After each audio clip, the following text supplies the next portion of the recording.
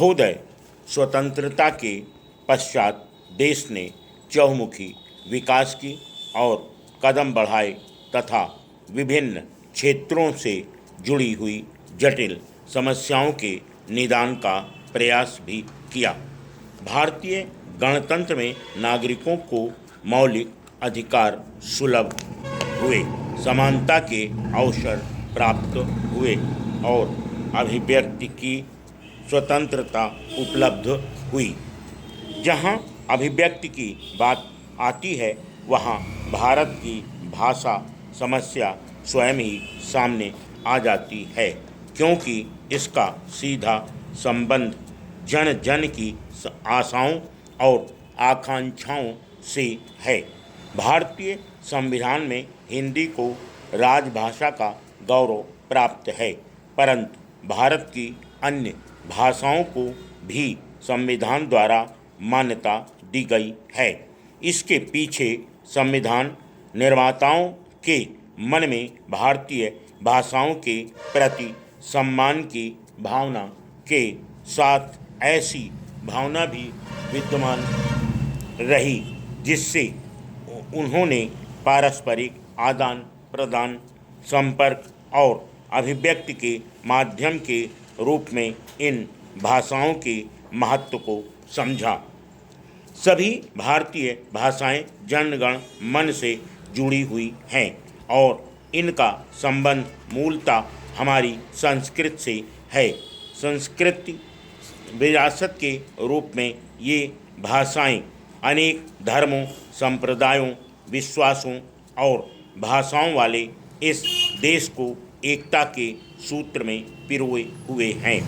अतः जहाँ हिंदी को जन जन की अभिव्यक्ति के लिए संपर्क भाषा के रूप में समुचित गौरव प्रदान किया जाना है, वहीं सभी भारतीय भाषाओं का सम्मान करते हुए उनके विकास और पोषण की दिशा में भी आगे बढ़ना है।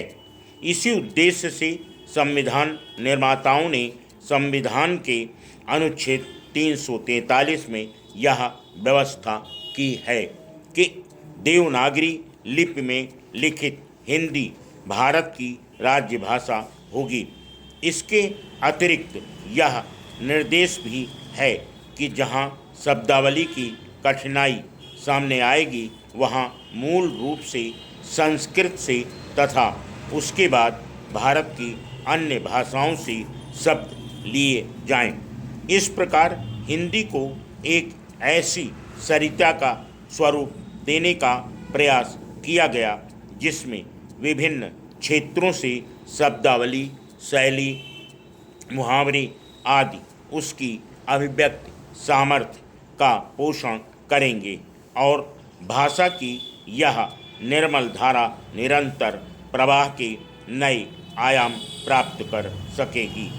भारतीय गणतंत्र में विद्यमान भाषा समस्या के समाधान के लिए नई सोच की आवश्यकता है। यह नई सोच एक नई भाषाई संस्कृति को जन्म देगी और हिंदी सहित भारत की सभी भाषाएं भारतीय संविधान के गौरव के अनुकूल विकसित हो सकेंगी। हमारे विचारक तथा देशभक्त स्वतंत्रता से पहले भी भारत की भावनात्मक एकता के पोषण के लिए तथा संपर्क भाषा की आवश्यकता पर बल देते रहे हैं। Full stop. नेक्स्ट बेटा नियम पढ़ लो। महोदय, इस बहुभाषा देश में भाषाई सौमनस्य और भाषा साम्य की नितांत आवश्यकता है।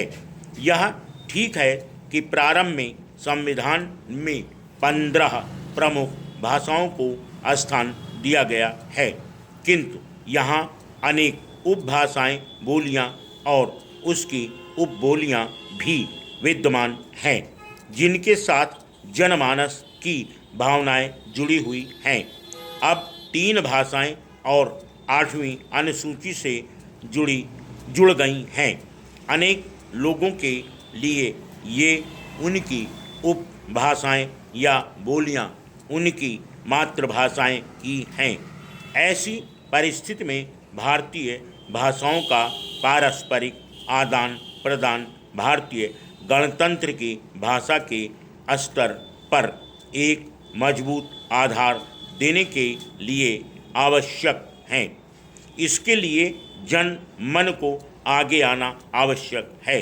हमें भाषा की दीवारें तोड़नी हैं, प्रांतीयता की संकीर्ण भावनाओं का त्याग करना है, सभी भारतीय भाषाओं में समन्वय, तालमेल और सौहार्द स्थापित करना है। यह ठीक है कि हम अपनी मातृभाषा के प्रति निष्ठावान रहें, परंतु एक कल्याणकारी राज्य के रूप में भारतीय गणतंत्र की सभी भाषाओं का आदर करना और उनमें परस्पर स्नेह और सद्भाव की भावना जगाना प्रत्येक जागरूक नागरिक का कर्तव्य है। यदि हमें विरोध करना है तो अंग्रेजी की झूठी प्रतिष्ठा का विरोध करें। परतंत्रता के दुष्परिणाम के स्वरूप अंग्रेजी जो हमारे मन और मस्तिष्क पर छा गई है उसका बहिष्कार करें और सभी भारतीय भाषाओं के लिए मन में संकल्प करें।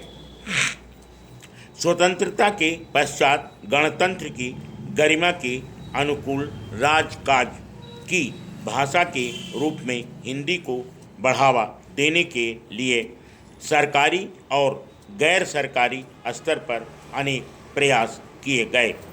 वैज्ञानिक तथा तकनीकी शब्दावली आयोग और केंद्रीय हिंदी निदेशालय ने तथा विधि मंत्रालय के राजभाषा आयोग ने अपने अपने क्षेत्र की शब्दावली निश्चित करने का कार्य किया।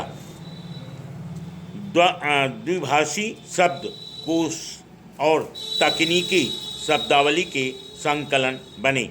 केंद्रीय अनुवाद ब्यूरो ने तथा विभिन्न मंत्रालयों में स्थापित हिंदी अनुभागों ने हिंदी के प्रचार और प्रसार तथा शब्दावली के निर्माण का कार्य किया।